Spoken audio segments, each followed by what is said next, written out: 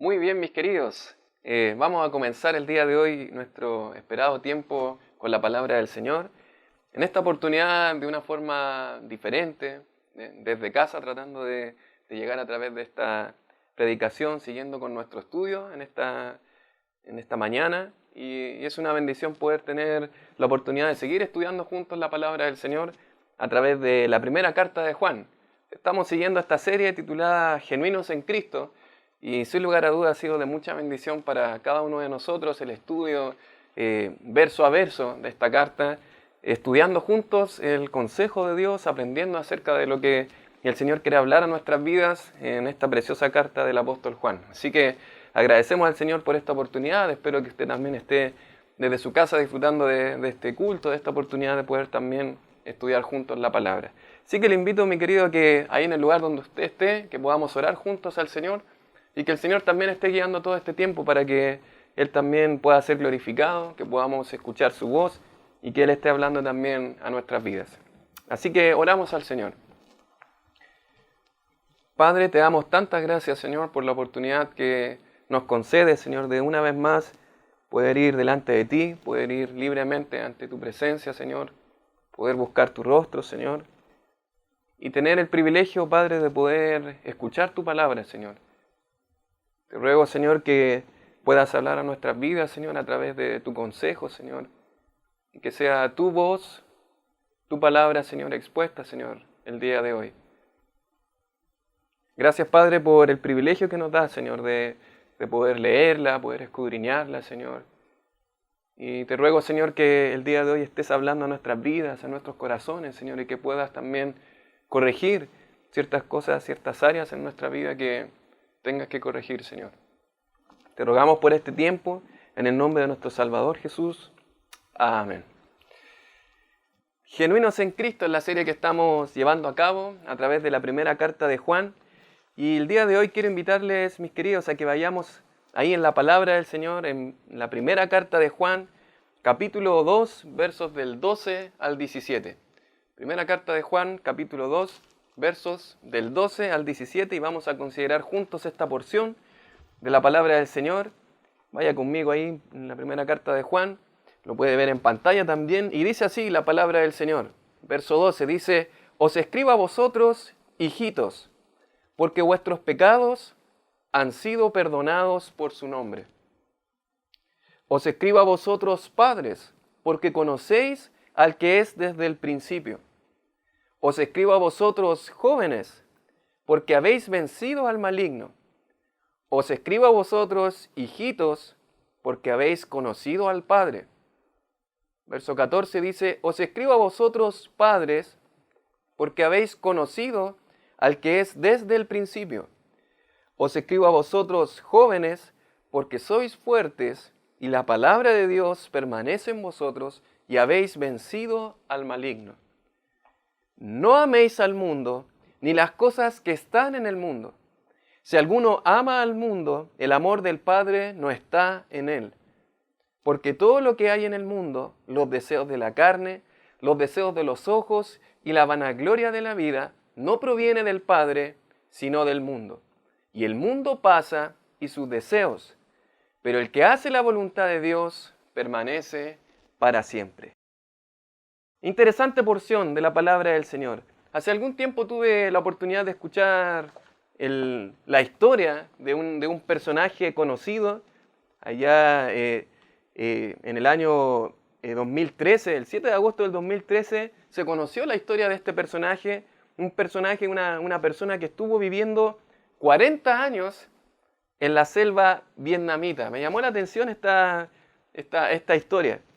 Es interesante porque él junto a su padre estuvo viviendo desde los 3 años hasta sus 43 años, estuvo viviendo en esta condición, estando dentro de la selva, junto a su padre, criado en la selva, muchos años. Junto a su padre dormían en una casa, en un árbol, recolectaban frutos, cazaban animales y se abrigaban con cortezas de árboles. Esa era la manera en la que vivían estas personas.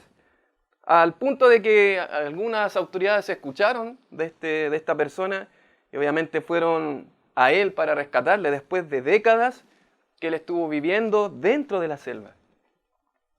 Interesante. Lo más interesante es que aunque este hombre vivía y pasaba tiempo dentro de la selva, se rodeaba de animales, comía junto a ellos, jugaba con los animales, lo interesante es que ese no era su mundo.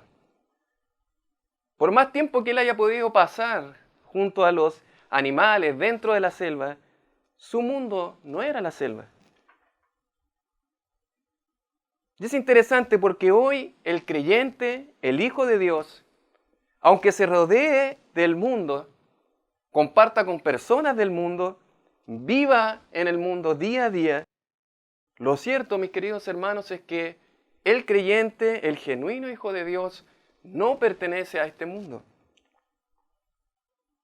Vivimos en el mundo, pero no debemos vivir como el mundo. Es por eso, mis queridos, que hoy el tema que vamos a considerar es tan importante. Porque así como esta persona que vivía dentro de la selva, en un lugar que no era su mundo, usted y yo día a día vivimos en medio del mundo. Y hoy vamos a considerar el tema viviendo en el mundo, pero no como el mundo. Viviendo en el mundo, pero no como el mundo. El creyente vive dentro del mundo, vive en el mundo día a día, pero no pertenece al mundo y no debe vivir como el mundo. Es por eso, mis queridos, que el tema que el día de hoy vamos a estudiar es viviendo en el mundo, pero no como el mundo. ¿Y esto qué relación tiene con los párrafos anteriores? Podríamos tal vez preguntar de lo que viene diciendo el apóstol Juan, que es importante considerar cada vez que estudiamos una porción de la Escritura. ¿Qué es lo que el apóstol Juan viene hablando en las secciones anteriores? Y lo cierto es que, si usted recuerda algunos versos atrás, desde el capítulo 2, el apóstol Juan nos ha llevado al terreno de la obediencia. Y de alguna forma ha hablado a nuestra vida con respecto a cómo estamos nosotros viviendo nuestra vida cristiana frente al filtro o la prueba de la obediencia. Capítulo 2, versos del 1 al 6. Si usted recuerda ya, en el capítulo 2, verso 3, dice: y en esto sabemos que nosotros le conocemos, dice la palabra. ¿De qué forma, Juan? Y él dice: si guardamos sus mandamientos. De manera que el apóstol Juan, hablando de certeza, diciéndole a su audiencia que son genuinos creyentes en Cristo, aún así, él va a mostrar de que la forma en la que nosotros podemos asegurar nuestra fe es a través, en primer lugar, del primer filtro, que es la obediencia. Y él ha mostrado de que un genuino creyente en Cristo, la manera en la que yo puedo estar seguro que soy un genuino creyente en el Señor, que pertenezco a Él, que le conozco, sinónimos de lo que el apóstol Juan habla, es cuánto yo estoy obedeciendo a Dios, a Cristo y a su palabra. Pero ahora el apóstol Juan ha reducido esa obediencia y la ha llevado a un mandamiento en particular. De esa obediencia, si yo tengo que reconocer si obedezco a la palabra del Señor, si obedezco a Dios, a sus mandamientos, ahora dejan de ser los mandamientos. Y desde el verso 7 en adelante, él ya no va a hablar de los mandamientos, sino va a hablar de el mandamiento. Y ese es el mandamiento del amor. Ha hablado desde el verso del 7 al 11, y usted puede recordar la sección anterior estudiada, y el apóstol Juan habló acerca del mandamiento del amor. Ahora que yo sé que debo obedecer, la pregunta es, ¿qué debo obedecer? Bueno, debo obedecer a un mandamiento del amor. ¿Y cuál es ese mandamiento? Es el mandamiento a amar a nuestros hermanos. Capítulo 2, versos del 7 al 11. Usted puede recordar esa sección. En obediencia a Dios, debemos amarnos unos a otros. Debemos amarnos unos a otros. Si no lo hacemos, no estamos andando en la luz. Sinónimo de no ser genuino creyente en Cristo, sinónimo de no permanecer a Él, sinónimo de no conocer a Dios, de no ser salvo. Bueno, un genuino creyente en Cristo que ha recibido el amor del Padre va a amar a sus hermanos. Bueno, pero este mandamiento del amor tiene otra cara también. El apóstol Juan nos enseña que el genuino creyente en obediencia al Señor va a amar a sus hermanos, pero hay por otro lado una cosa que no debe amar. Y es ahí en donde esta sección se va a enfocar. Hay un mandamiento a amar, pero en esta sección hay un mandamiento a no amar. Y esas son las dos partes del mandamiento del amor. En la primera sección el mandamiento era amar a nuestros hermanos, pero en esta sección, capítulo 2, versos del 12 al 17, el mandamiento va a ser a no amar. O sea, siendo yo un genuino creyente, en obediencia a Dios y su palabra, debo amar sí o sí a mis hermanos. Pero por otro lado, siendo genuino creyente en Cristo, no debo amar, un genuino creyente no debe amar a este mundo.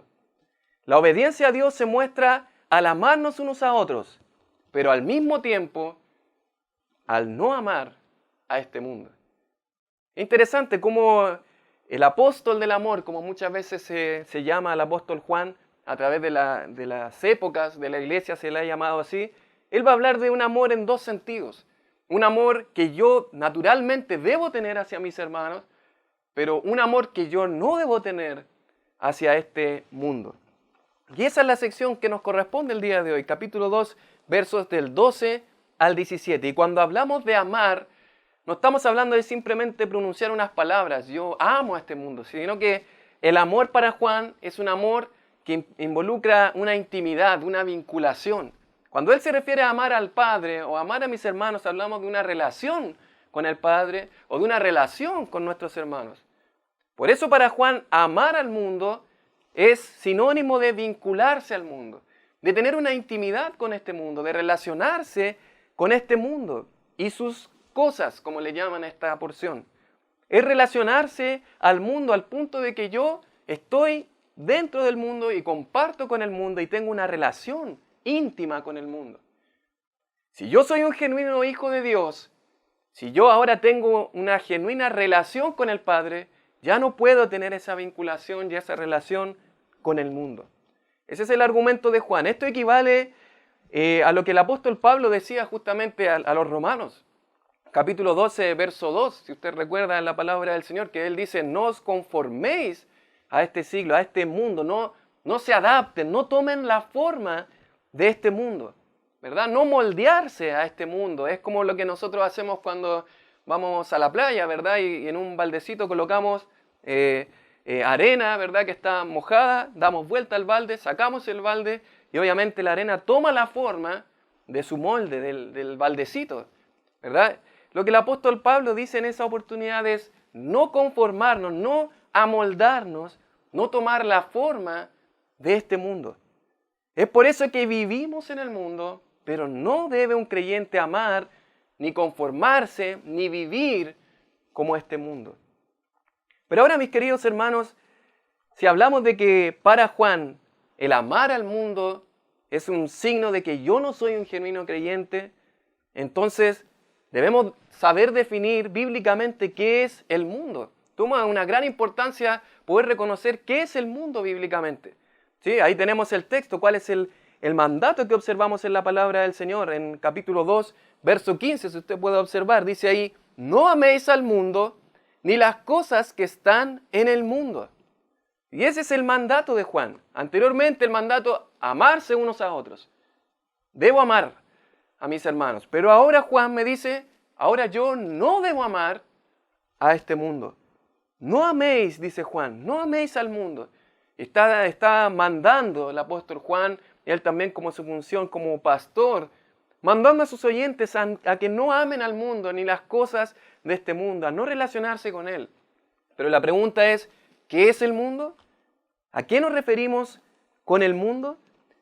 Bueno, una de las cosas que nos ayuda mucho para poder saber definir lo que es algún concepto es primero saber lo que no es.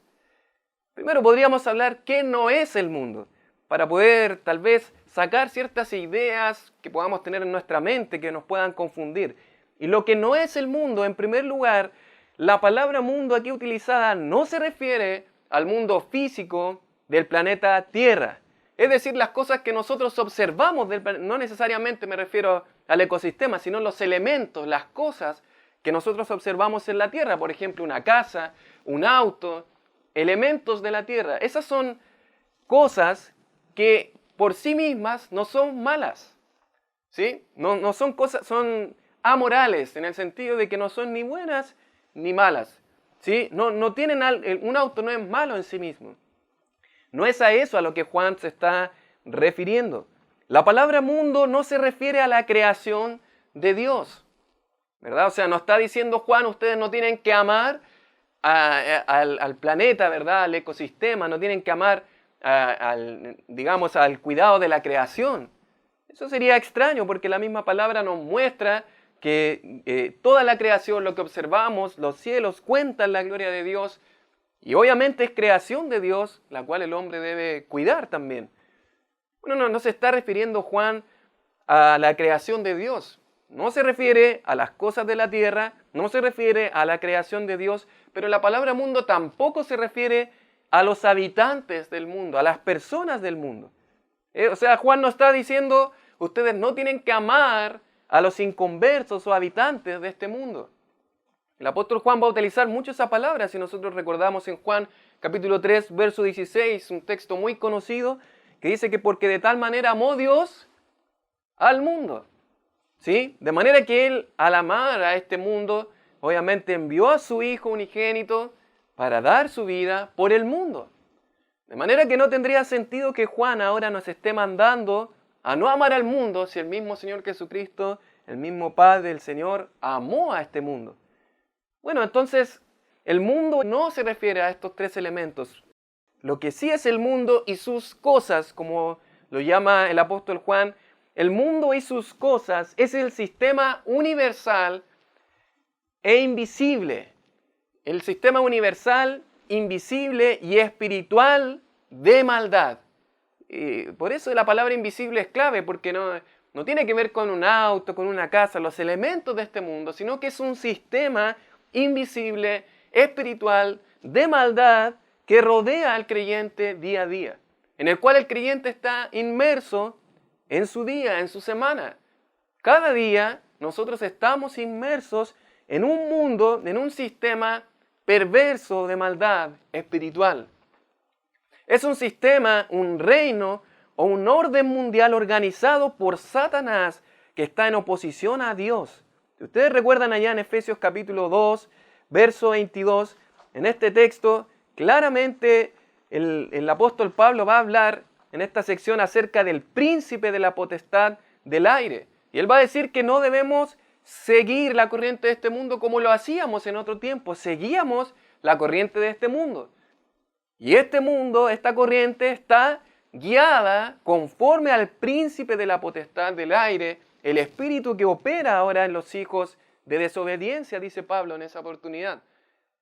Y un poco más adelante, en la primera carta de Juan, en el capítulo 5, verso 19, el apóstol Juan va a decir, sabemos que somos de Dios y el mundo entero está bajo el maligno.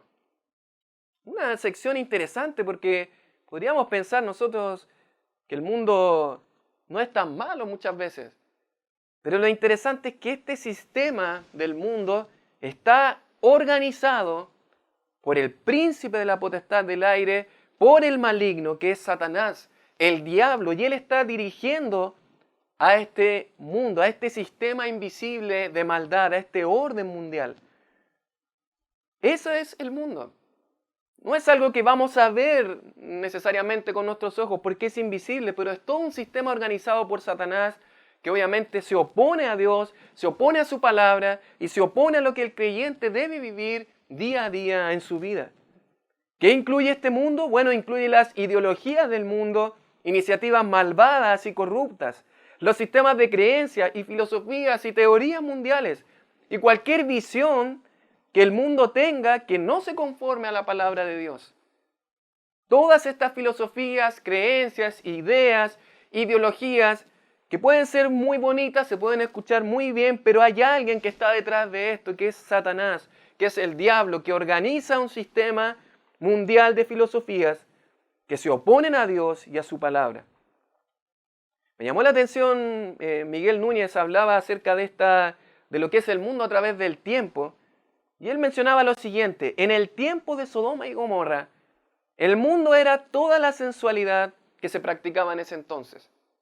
De esa manera se observaba el mundo. En el tiempo de Salomón, el mundo implicaba toda la plata, posesiones y todas las cosas que Salomón acumuló cuando se alejó de Dios. Bueno, era el sistema que estaba rodeando el mundo en ese entonces. En el tiempo de Daniel, en el mundo babilónico, todo su esplendor y las prácticas paganas era el mundo, el sistema del mundo que rodeaba a Daniel. En el tiempo del imperio griego, toda la filosofía, este énfasis en la sabiduría, en la educación, que los griegos tanto atesoraban, era también parte de lo que significaba el mundo. Y esta fascinación que tenían con el hombre en su esplendor, era perfecto, la filosofía, estas ideas que estaban rodeando en ese entonces al pueblo de Dios. Si hablamos en los tiempos de Darwin, probablemente mucho después, toda la filosofía ateísta que dice que Dios no existe, que no es necesario un Dios, que Él no ha creado todo, eso también es parte del sistema de este mundo. Todas estas cosas, estos elementos son parte de las filosofías del mundo. Ahora si nos vamos al terreno de Juan, lo más probable, si usted recuerda, lo más probable es que Juan tenga en su mente las filosofías que estaban rodeando en el tiempo de Juan. ¿Cuáles eran esas? Bueno, filosofías que estaban diciendo que Jesús no necesariamente era divino, era Dios y no necesariamente era un hombre. Gnósticos, ¿verdad? Filosofías gnósticas que atentaban contra el verdadero Cristo, contra el verdadero Dios encarnado. Probablemente Juan tenía alguna de estas cosas en mente porque era el mundo, el sistema del mundo llevado a cabo por Satanás que estaba rodeando ese tiempo. Ahora, mis queridos, según el apóstol Pablo, el creyente ha sido librado de la potestad de las tinieblas y ha sido trasladado al reino de su amado Hijo. Usted recuerda ya Colosenses 1:13. De manera que si ahora el creyente ha sido ahora trasladado de la potestad de las tinieblas al reino de su amado Hijo, ahora pertenece a otro reino bíblicamente. Aunque vivimos en el mundo, no podemos vivir como el mundo. El creyente no pertenece a esta dimensión pagana, corrupta y demoníaca. No pertenece a este mundo. Y mis queridos hermanos, usted y yo, genuinos creyentes en Cristo, no pertenecemos a este sistema corrupto, pagano, filosofías que están como un títere, ¿verdad?, llevadas a cabo por Satanás, que él está orquestando, que él está dirigiendo. No pertenecemos a este mundo. Por eso, mis queridos, no podemos adaptarnos a este mundo. No podemos tomar la forma de este mundo. No podemos conformarnos a este mundo. Si usted vive tranquilo, mi querido hermano, en medio del mundo, entonces hay un problema. Si usted vive tranquilo en torno a filosofías paganas, si usted está aceptando ciertas filosofías, ciertas creencias que se oponen a la palabra de Dios, hay un problema. Si usted probablemente ante comentarios incorrectos, inapropiados, sensuales, comentarios incorrectos, usted se siente cómodo, entonces hay un problema. Porque el creyente no puede estar cómodo en un territorio que no es su mundo. Vivimos en el mundo, pero no debemos vivir como el mundo. Es por eso, mis queridos hermanos, que vamos a considerar brevemente en esta porción dos ideas del mandato de no vivir como el mundo. Dos ideas centrales que Juan va a hablar. Dos ideas del mandato que usted y yo tenemos como hijos del Señor a no vivir como este mundo. Otra idea de no vivir como el mundo, no amar a este mundo, no vincularnos al mundo, no conformarnos al mundo, no adaptarnos a este mundo. Dos ideas centrales del mandato de no vivir como este mundo. ¿Y cuáles son estas dos ideas? En 1 de Juan capítulo 2, versos del 12 al 17. En primer lugar vamos a considerar de los versos del 12 al 14 el método para no vivir como el mundo. Juan va a hablar de un método para no vivir como este mundo. Y en segundo lugar, versos del 15 al 17, Juan va a hablar del motivo para no vivir como el mundo. El método para no vivir como el mundo, el motivo para no vivir como este mundo. Y en primer lugar, mis queridos hermanos, vamos a considerar cuál es el método para no vivir como este mundo, para no vivir como el mundo. Porque vivimos en el mundo, pero no debemos vivir como este mundo. ¿Y cuál es el método para Juan? Y mis queridos hermanos, en la porción del 12 al 17, en la primera porción del 12 al 14 más bien, va a hablar Juan acerca del crecimiento espiritual del creyente.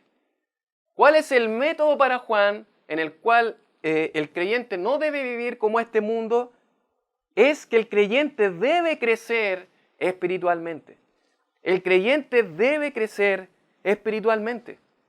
Así como cualquier persona que viene a este mundo, un pequeño bebé que naturalmente crece físicamente, un animal que crece, todo creyente genuino en Cristo debe crecer espiritualmente. Y de eso es lo que Juan va a hablar el día de hoy. No importa, mi querido hermano, en qué etapa de su crecimiento espiritual usted esté, usted debe estar creciendo espiritualmente. Si a esta misma altura el año pasado estaba igual que hoy, entonces tiene que empezar a preocuparse porque no puede estar de la misma forma que hace un año. Si en esta misma altura el año pasado usted conocía lo mismo de Dios, de su carácter, de su palabra, y no ha crecido en conocimiento de su palabra, no ha crecido en su relación con Dios, entonces hay un problema que corregir. Porque un creyente debe crecer espiritualmente, y de eso va a hablar el apóstol Juan. Y en primer lugar, va a hablar de que todo creyente debe crecer. Y vamos a ver en 1 de Juan capítulo 2, verso 12, dice, os escribo a vosotros, hijitos. Si usted ya puso atención a la lectura, ya ha leído este pasaje, se va a dar cuenta que Juan va a repetir constantemente sus ideas. Recuerde que Juan, en su estilo, él vuelve a dar vueltas y vueltas en la misma idea, y él va a hablar de hijos, va a hablar de padres, de jóvenes, y luego de nuevo de padres, y de nuevo de hijos, y va a dar vueltas, ¿verdad? Es propio de su estilo. Pero de alguna manera, para entender un poco a quiénes se va a dirigir Juan, en primer lugar va a abarcar a todos los creyentes a los cuales él está escribiendo. En el capítulo 2, verso 12, todos los creyentes deben crecer. Ahí, si usted puede observar, dice, os escribo a vosotros, hijitos, porque vuestros pecados os han sido perdonados por su nombre. Y es interesante, Juan ha utilizado en otras porciones esta palabra hijitos. El significado de esta palabra hijitos es más bien a alguien que ha nacido, ¿sí? Es por esa razón que nos lleva la idea el apóstol Juan, el Señor, obviamente inspirando al apóstol Juan, nos lleva la idea de que está hablando de nacidos espiritualmente. Se hace referencia a todos los creyentes sin importar su crecimiento espiritual. Juan está primero dirigiéndose a hijitos como hijos de Dios, ¿sí? Está hablando a ellos como creyentes, como genuinos hijos de Dios. Recuerden que Juan no pone en duda la salvación de sus oyentes, sino que él va a dirigirse a ellos como hijos de Dios. Y lo interesante es que él se refiere a estos hijitos nacidos de Dios, que han nacido de nuevo, se dirige a ellos como todo creyente, se dirige a ellos como personas que sus pecados han sido perdonados. Nosotros sabemos que todo creyente ha sido perdonado de sus pecados. Eso es lo que dice el apóstol Pedro en Hechos capítulo 3, verso 19. ¿Verdad? En su sermón, en su discurso dice, así que arrepentíos y convertidos. Y el arrepentirse, el convertirse, el ser un hijo de Dios, tiene como resultado, ¿qué cosa?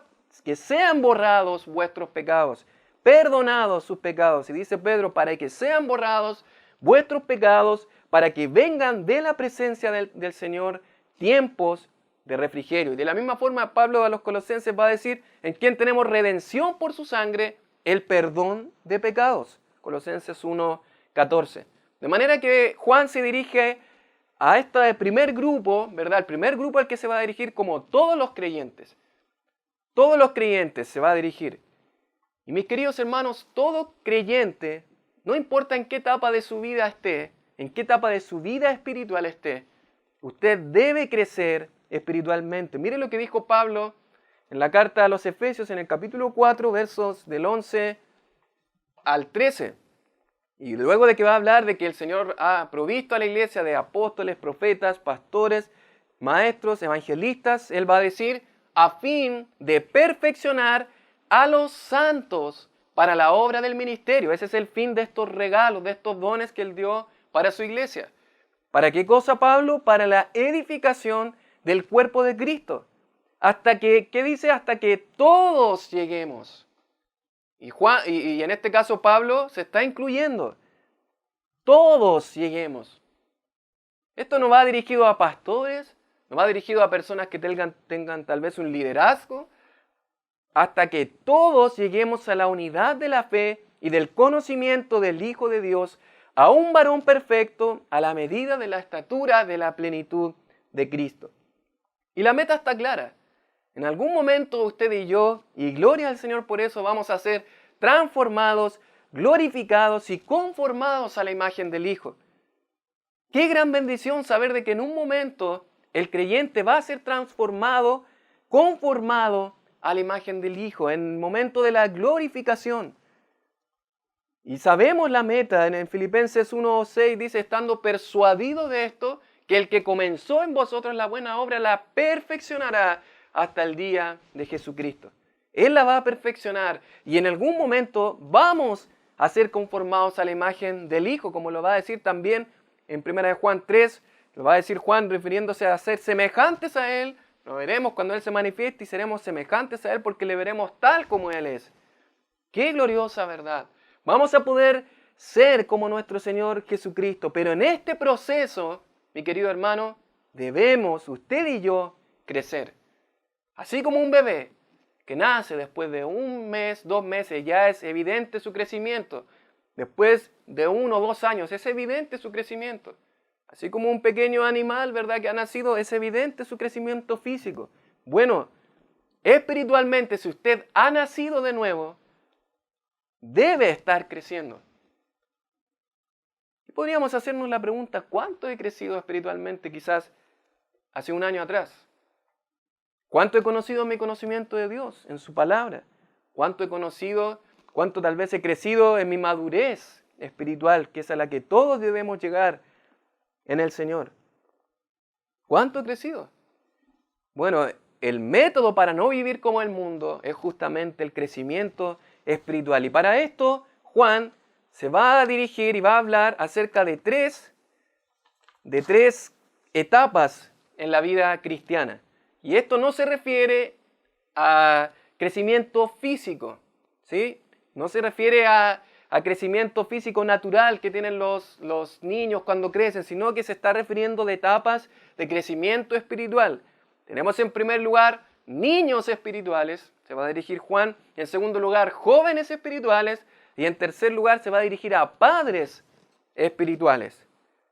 Pero no físicos, sino que se refiere a espirituales, se refiere a crecimiento espiritual. Y eso lo vamos a observar analizando cada uno de ellos. Así que veamos estas 3 etapas.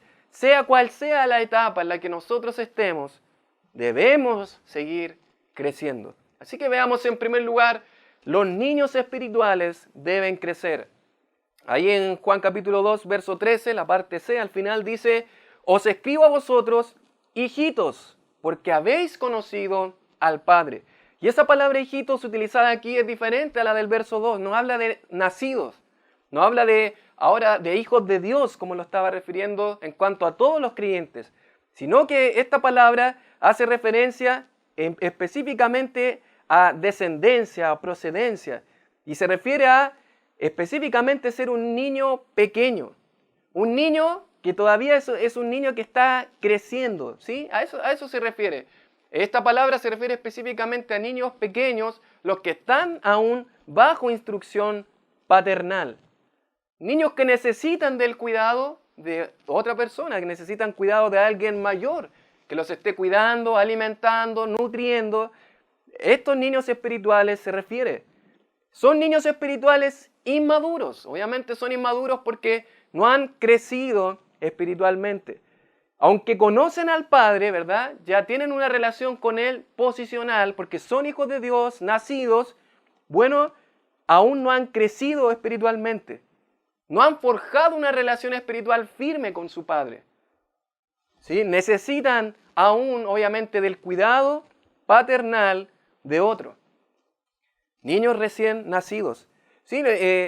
Esto no necesariamente se trata de tiempo, ¿no? Si nosotros vamos allá a la carta de Hebreos, o el libro de Hebreos, en esta carta vamos a ver descrito a creyentes que llevaban mucho tiempo en el Evangelio, pero que no necesariamente habían crecido espiritualmente. Estamos hablando de creyentes que llevaban alrededor de 30 o 35 años de creyentes. 35 años como hijos de Dios. Pero lo interesante es que ellos no habían crecido proporcionalmente a los años que llevaban en el Evangelio. Y aquí el escritor a los Hebreos va a decir en el capítulo 5, verso 12, dice, porque debiendo ser ya maestros, después de tanto tiempo, tenéis necesidad de que se os vuelva a enseñar cuáles son los primeros rudimentos de las palabras de Dios. Y habéis llegado a ser tales que tenéis necesidad de leche y no de alimento sólido. Y dice el verso 13, y todo aquel que participa de la leche es inexperto en la palabra de justicia porque es niño. Y eso es interesante. Puede ser, mi querido hermano, de que usted ya haya conocido a Dios, que sea salvo hace muchos años atrás. Pero puede ser que bíblicamente usted siga siendo un niño espiritual. Aquí tenemos a creyentes de alrededor de 30 y 35 años que el escritor se ve imposibilitado de hablarles del alimento sólido. ¿Por qué? Porque ellos aún están en la leche. Aún están en su etapa de niñez espiritual. No han crecido. Estamos hablando de 30, 35 años. O sea, es casi como imaginarnos. Sería extraño imaginarnos que un varón o un adulto de 30, 35 años aún le estemos dando un chupete, ¿verdad? Aún le estemos pegando en su espalda para que bote los chanchitos. Sería extraño, ¿no? Eso es lo que está ocurriendo aquí. Hay personas de 30, 35 años que no han crecido espiritualmente. Por así decir, es como que todavía estuvieran en el lale lilo lu, ¿verdad? Todavía están aprendiendo las letras. Están recién aprendiendo a hablar. Están recién aprendiendo a escribir, a leer. Entonces, ¿cómo ahora les voy a enseñar de un sustantivo, un adjetivo? ¿Cómo les voy a enseñar comprensión lectora si ni siquiera el lale lilo lu lo han aprendido? No se puede, porque son aún niños. Y las características que tiene un niño son interesantes, ¿verdad? Si nosotros acompañamos a un niño a comprar y vamos al supermercado, vamos a la feria, a cualquier lugar y vamos con un niño y le decimos, una sola cosa tienes que escoger, un solo juguetito. Bueno, lo interesante es que un niño va a decir en algún momento, este quiero, no, ahora quiero este otro, no, quiero los dos, y ahora quiero este tercero. Porque un niño no tiene esta capacidad para poder saber, conocer bien qué es lo que quiere. Sin embargo, el que ha crecido, el que ha alcanzado la madurez, si usted observa el capítulo 5, verso 14, dice que el alimento sólido es para los que han alcanzado madurez, para los que por el uso tienen los sentidos ejercitados en el discernimiento del bien y del mal. Ellos saben ahora, saben discernir, saben esto es bueno, esto no. Ya han adquirido madurez, saben escoger. Si nosotros observamos en Efesios capítulo 4, versos del 14 al 15, dice, para que ya no seamos niños fluctuantes, dice Pablo en esta oportunidad, llevados por doquiera de todo viento de doctrina, por estratagema de hombres que para engañar emplean con astucia las artimañas del error. Y es interesante, un niño es fluctuante, ¿verdad? Y un niño se puede dejar llevar por cualquier viento de doctrina porque aún no ha adquirido ese discernimiento espiritual para saber qué es correcto y qué es incorrecto. Generalmente a un niño, si usted ha estado con un niño, un sobrinito, ha compartido tal vez con familiares y hay un niñito pequeño, uno tiene que estar pendiente todo el momento de que él no vaya a un lugar peligroso.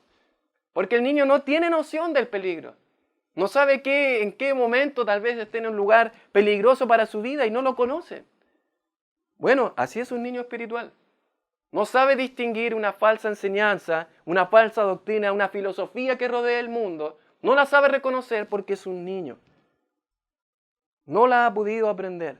No sabe detectar estas falsas enseñanzas. Por eso Juan se dirige en esta oportunidad a estos niños espirituales que son creyentes, que son hijos de Dios, pero están en una etapa de niños espirituales y Él les está animando a crecer porque no tienen aún el discernimiento necesario para poder detectar y saber estas falsas enseñanzas.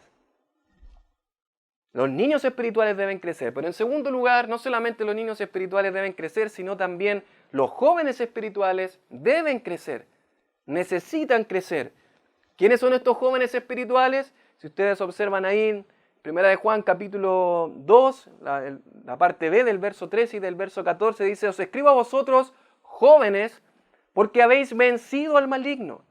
Os he escrito a vosotros jóvenes, porque sois fuertes, y la palabra de Dios permanece en vosotros, y habéis vencido al maligno.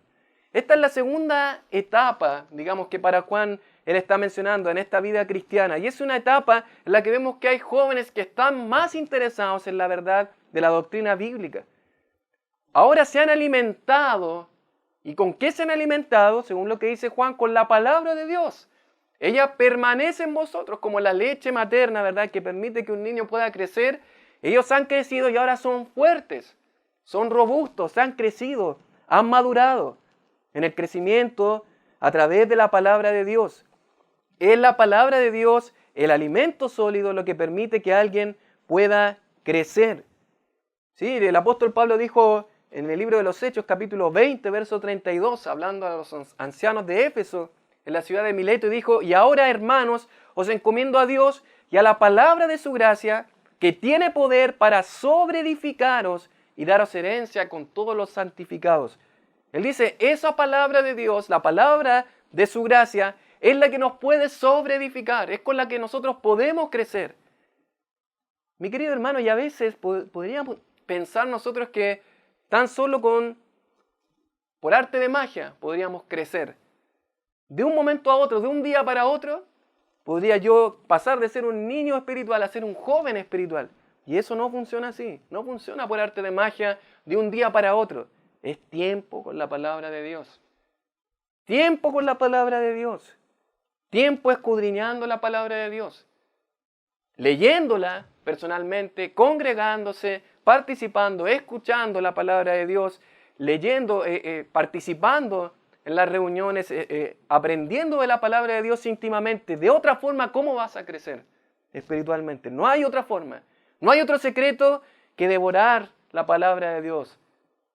Como un niño que desesperadamente acude a la leche materna, debemos nosotros crecer a través de nuestra leche espiritual, que es la palabra de Dios. La palabra de Dios permanece en ellos, por lo cual son fuertes en la verdad doctrinal. Han crecido, ya no pueden inventarle cosas por acá, cosas por aquí, por el otro lado, y no saber detectarlo, no saber creer alguna cosa. Ellos ya han crecido, han desarrollado su capacidad de discernir espiritualmente, como dice el escritor a los Hebreos. Tienen estos sentidos ahora ejercitados. Han crecido y ahora pueden detectar, esto es bueno, no, esto no es del Señor. Pregunta, ¿sabe detectar? ¿Sabe cuando escucha cualquier cosa por ahí si realmente es del Señor, si es de su palabra? ¿O todo simplemente lo cree? Como el simple, que todo lo cree, todo lo acepta, como un pequeño niño que no sabe qué es bueno ni qué es malo y come un dulce sin saber que puede ser malo para su vida. ¿Cómo es su vida espiritual? ¿Sabe detectar lo que puede ser malo para su vida? ¿Sabe detectar estas filosofías que rodean su vida? Entonces, si no es así, mi querido, tiene que crecer. Porque el método para no vivir como el mundo es el crecimiento espiritual. Dice el apóstol Pablo a los Corintios, capítulo 10, versos del 3 al 5, pues aunque andamos en la carne, no militamos según la carne, porque las armas de nuestra milicia no son carnales, sino poderosas en Dios para la destrucción de fortalezas, derribando argumentos, filosofías y toda altivez que se levanta contra el conocimiento de Dios y llevando cautivo todo pensamiento a la obediencia a Cristo.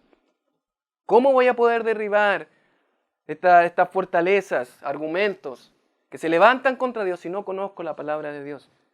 Si no he crecido espiritualmente, entonces cualquier cosa que me digan voy a ser engañado.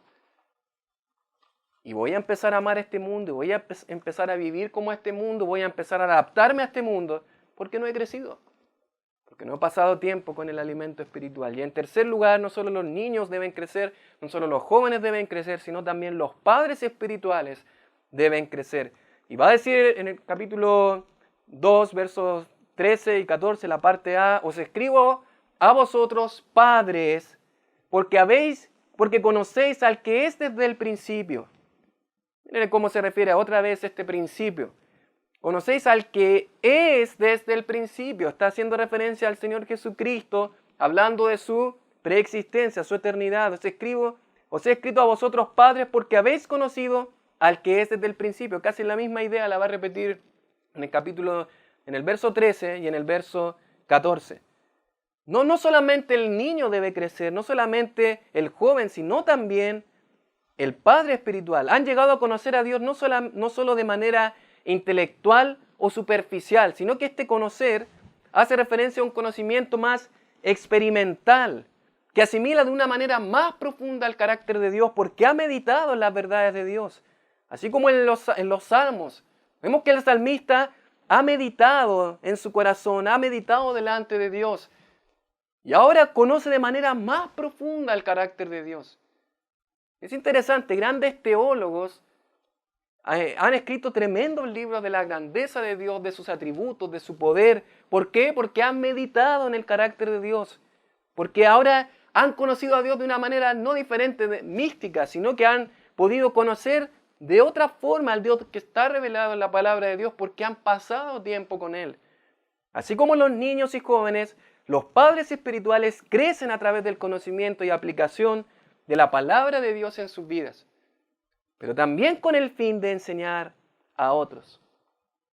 Un padre espiritual es el que ahora está escudriñando la palabra y, como dice 2 Timoteo capítulo 2, verso 15, es alguien que corta, ¿verdad?, precisamente la palabra de Dios, escudriña bien, traza bien la palabra de verdad. Ya no solamente se queda en el conocimiento superficial, sino que ha profundizado, y está escudriñando, está cortando la palabra de Dios, sabe bien cómo poder profundizar en las Escrituras y ahora está enseñando como Timoteo debía enseñar, dedicado a la lectura, la exhortación y la palabra, y puede enseñar. Y esto no se refiere solamente al don de enseñanza. Invertir tiempo en otros, aconsejar a otros, discipular a otros. Todo creyente tiene la misión de que en algún momento pueda enseñar a otras personas y bendecir sus vidas enseñando la palabra de Dios. Ahí en Esdras capítulo 7, verso 10, dice, porque Esdras había preparado su corazón para inquirir la ley de Jehová y para cumplirla, y ahora para enseñarla. Y ahora usted podría preguntar, si lleva 20, 30, 35 años en el Evangelio y no ha invertido su vida en otra persona, no ha enseñado las verdades del Evangelio a otros, no ha discipulado a otros, no ha invertido tiempo en enseñar a otros, entonces no ha crecido espiritualmente. Porque un creyente debe crecer espiritualmente. Una vez que ha crecido, puede saber ahora detectar la filosofía del mundo y saber qué tan dañino puede ser a su vida este mundo perverso guiado por Satanás. El apóstol Juan y el apóstol Pablo, a pesar de los años que habían avanzado en el Evangelio, seguían creciendo. Y en Hechos 20:24 el apóstol Pablo dijo, pero de ninguna cosa hago caso ni estimo preciosa mi vida para mí mismo con tal que acabe mi carrera con gozo. Él quería llegar a la meta, quería acabar su carrera con gozo y este ministerio que había recibido del Señor Jesús. A los filipenses, estamos hablando año 61, había avanzado su vida, pero él les dice, no que lo haya alcanzado allá, ni que sea perfecto, sino que prosigo. Estamos hablando del gran apóstol Pablo.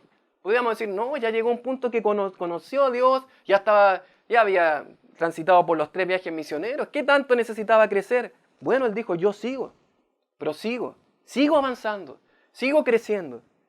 Hay algunas personas que han llegado a un punto en su vida cristiana de empezar a regalar sus libros, porque han dicho, yo ya conozco lo suficiente, ya no necesito más. Cuidado. Un creyente siempre debe estar creciendo espiritualmente, siempre debe estar creciendo, aprendiendo del Señor, conociendo más de su palabra y creciendo espiritualmente en su vida, en sus convicciones, en su conducta, en sus convicciones con respecto al mundo, en sus decisiones. O si no, se va a empezar a adaptar y a amar este mundo.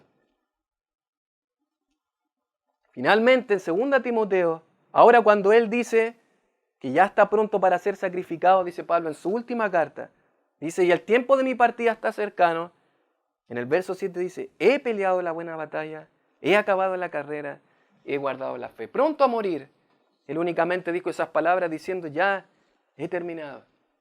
Pero mientras no haya terminado nuestro tiempo, mi querido hermano, sea cual sea su etapa, si está recién comenzando como niño espiritual, si ya ha adquirido crecimiento espiritual, si ya sabe discernir ciertas filosofías, cosas que se oponen a la palabra de Dios, si ya es un joven espiritual, o si ya es alguien que está invirtiendo su vida a otros, si está creciendo, predicando, enseñando la palabra, discipulando, usted también necesita crecer.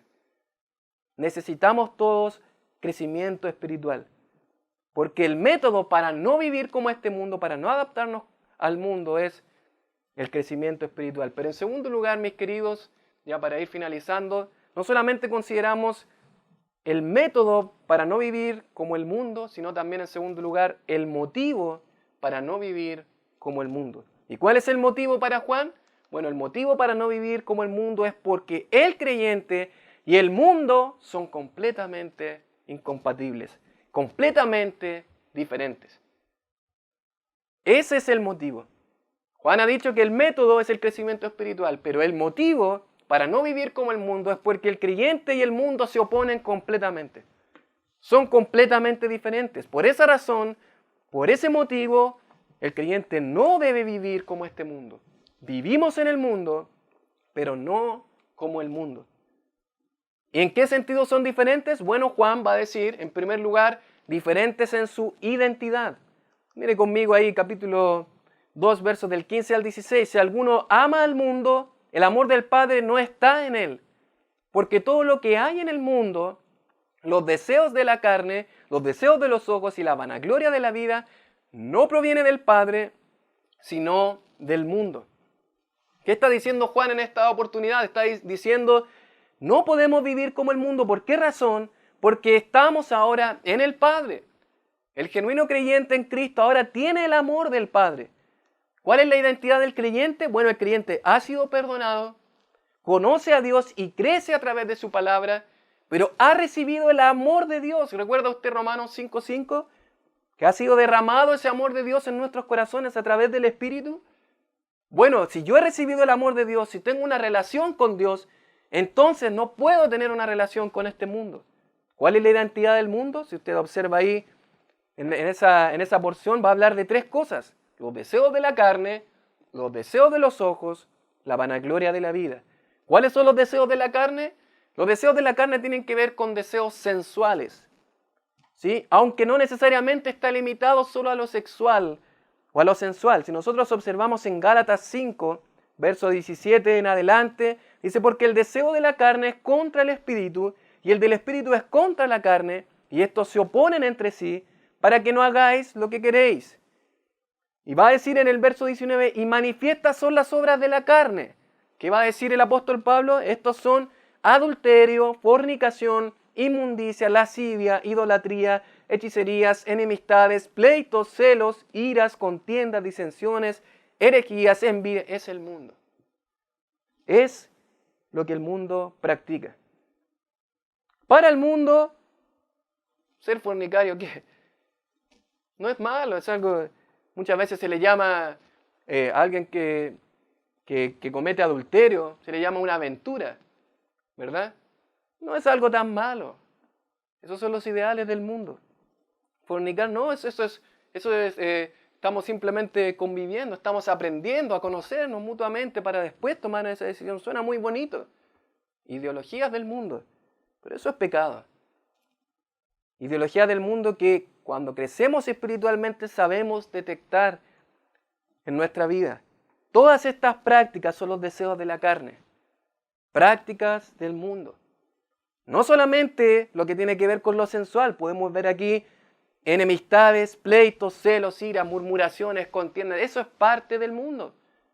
Vaya a una empresa, esta persona no se quiere hablar con esta otra, son enemigos, uno no quiere hablarle al otro, uno murmura del otro y trabajan juntos. Bueno, es así. Ideologías del mundo, pensamientos del mundo, deseos de la carne. ¿Cuáles son los deseos de los ojos? Bueno, tiene que ver con todo lo que tiene que ver con la lujuria y la codicia.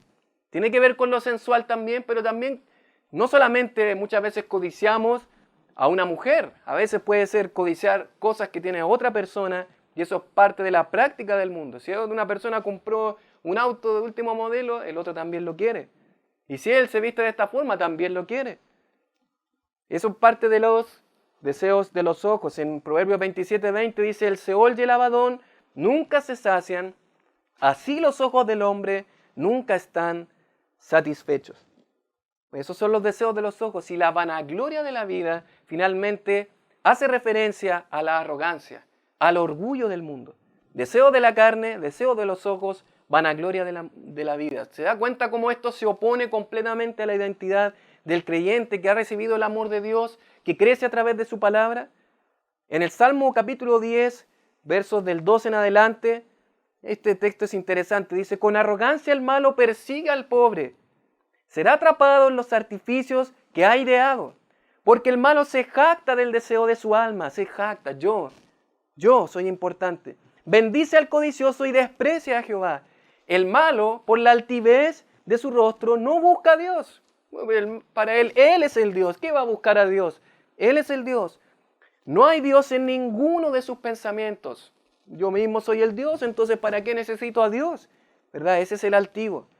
Ese es el corrupto, el arrogante. Sus caminos son torcidos en todo tiempo. Tus juicios los tiene muy lejos de su vista.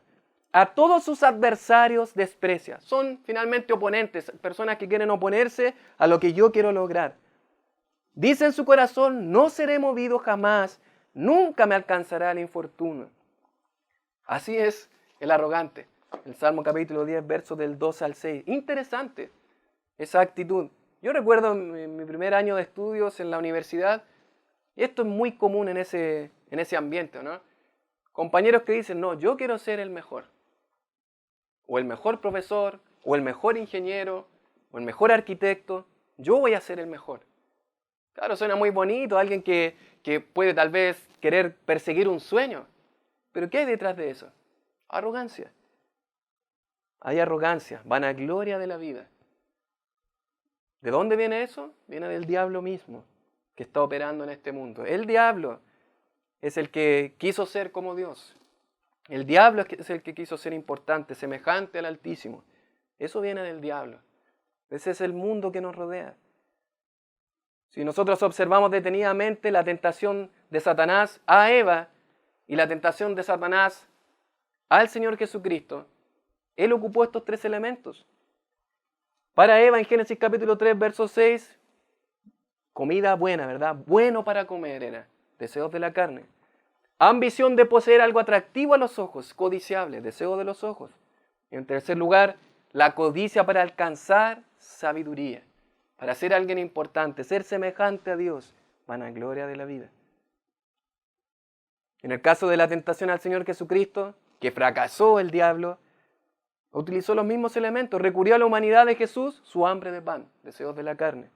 Recurrió a los ojos, su aprecio por el esplendor de todo el mundo, que mirara a los reinos del mundo. Pero también recurrió a su orgullo, ¿verdad? El salto del pináculo del templo, ¿verdad? La vanagloria de la vida. Y mis queridos hermanos, el amar al mundo habla de una relación, de un vínculo con el mundo. Sin embargo, el creyente en su esencia está unido al Padre, unido al Hijo, por lo tanto no puede tener una relación con estas prácticas. Hay algo que los separa completamente y no podemos servir a dos señores, dice Mateo 6, 24, ¿recuerda usted? En ese contexto hablando de las riquezas, pero no podemos servir a dos señores. Sí, no sé si usted ha tenido esa experiencia. Yo en alguna ocasión tuve dos jefes y a veces uno me decía una cosa y el otro me decía otra y al final uno no sabe a quién obedecer. Bueno, ¿a quién está obedeciendo? ¿Está siguiendo la corriente de este mundo? ¿Adaptándose al mundo, pensando como el mundo, tomando la mente del mundo, conformándose a ese balde del mundo? ¿O cada vez su mente se parece más a la de Cristo y a su palabra? Finalmente, mis queridos, el motivo para no vivir como el mundo, no solamente podemos ver la diferencia en su identidad, sino son diferentes también en su destino. Solamente para finalizar, verso 17, y el mundo pasa y sus deseos, pero el que hace la voluntad de Dios permanece para siempre. No solamente son diferentes en su identidad, sino que también son diferentes en su destino, en su final.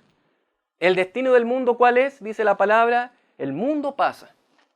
Esta palabra significa desaparecer, es como un proceso de autodestrucción. Estas ideologías acabarán, a pesar de que dice 2 Timoteo de que los engañadores irán de mal en peor, engañando y siendo engañados. Pero en algún momento van a pasar estas ideologías y las personas del mundo que llevan a cabo estas ideologías, cuyas ideologías vienen de su corazón, las personas de este mundo irán a una condenación eterna, según la palabra. Bueno, ese es el destino del mundo, pero por otro lado, ¿cuál es el destino del creyente? El genuino creyente, el que hace la voluntad de Dios, dice la palabra, permanece para siempre. El mundo pasa, dice Juan, pero el que hace la voluntad de Dios, el que es un genuino creyente, permanece para siempre. Aquel que obedece a Dios y es salvo, no tiene nada que temer en cuanto a la destrucción del mundo. Porque aquel que es creyente tiene otro destino completamente diferente a este mundo. Por eso, ¿qué me importa lo que el mundo piensa? Mi final es completamente diferente a lo que el mundo va a padecer. Ellos se ahogarán en sus propios pensamientos, en sus ideologías. Pero yo no puedo dejarme mover como un niño fluctuante. No puedo dejarme mover por estas filosofías y estos pensamientos del mundo. ¿Cuántas filosofías nos rodean, mis queridos hermanos? Pero para eso, si bien hay que conocer ciertas áreas, ciertas cosas que piensan, nuestro fundamento debe estar en la palabra de Dios. ¿Cuánto conozco a Dios? ¿Cuánto conozco de su palabra? Mis queridos hermanos, nuestro final, como dice la palabra del Señor, ahí en Juan, en el capítulo 6, finalmente va a decir la palabra del Señor, y esta es la voluntad del que me ha enviado, que todo aquel que ve al Hijo y cree en Él, tenga vida eterna, y yo le resucitaré en el día postero. ¡Qué gloriosa verdad! Querido hermano, no solamente somos completamente diferentes, el creyente es completamente diferente al mundo en su identidad, sino que también es completamente diferente en su destino. Su final es completamente diferente. Por eso, viviendo en el mundo, pero no del mundo. Así como este hombre que vivió 40 años en medio de la selva, ese no era su mundo. Se rodeaba de ese mundo, pero no era su mundo. Mi querido hermano, aunque usted converse con personas del mundo, esté trabajando con personas del mundo, esté escuchando conversaciones del mundo, esté viviendo, relacionándose, usted no es del mundo. Usted vive en el mundo, pero no debe vivir como el mundo. Y hemos visto en la palabra del Señor el método para no vivir como el mundo. ¿Y cuál es el método? Bueno, el apóstol Juan nos enseñó que necesitamos, usted y yo, crecer espiritualmente. No importa la etapa de su vida, usted necesita crecer. Necesita madurar en su conocimiento de la palabra. Necesita crecer en este libro, escudriñar la palabra del Señor, aprender de la palabra, estar firme para cuando escuche cualquier falsa enseñanza y doctrina, que no se conforme a las palabras de Dios. Pero también hemos visto en la palabra del Señor el motivo para no vivir como este mundo. ¿Y cuál es el motivo para no vivir como este mundo? Es que necesitamos saber más completamente cuánto completamente diferentes somos a este mundo. Necesitamos saber que somos completamente diferentes. Nos oponemos completamente en nuestra identidad, nos oponemos completamente en nuestro destino. La pregunta, mi querido hermano, ¿qué va a escoger? ¿Conformarse a este libro? ¿Crecer en este libro? ¿O va a escoger amar y conformarse a este mundo? ¿Qué va a escoger en su vida cristiana? Vamos a orar. Señor, te damos tantas gracias por tu palabra, Señor. Porque a través de esta porción, Señor, nos enseñas que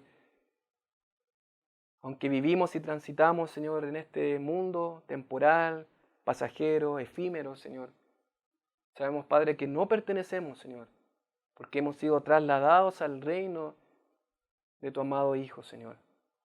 No pertenecemos a este mundo, Señor. Por eso ayúdanos, Padre, porque como hijos tuyos necesitamos entender que aunque vivimos en este mundo, no debemos vivir como este mundo vive, Señor. Ayúdanos, Padre, a entender cuánto necesitamos crecer espiritualmente, diariamente en tu palabra. Pero ayúdanos también a cuánto necesitamos saber lo diferentes que somos, Señor, a este mundo. Tenemos una identidad completamente diferente y tenemos un destino completamente diferente. Ayúdanos, Señor, a poder entender esta verdad en nuestra vida y aunque vivamos en este mundo, no vivamos como este mundo. Te lo rogamos a través de Cristo nuestro Salvador. Amén. Muy bien, mis queridos hermanos, que el Señor les bendiga.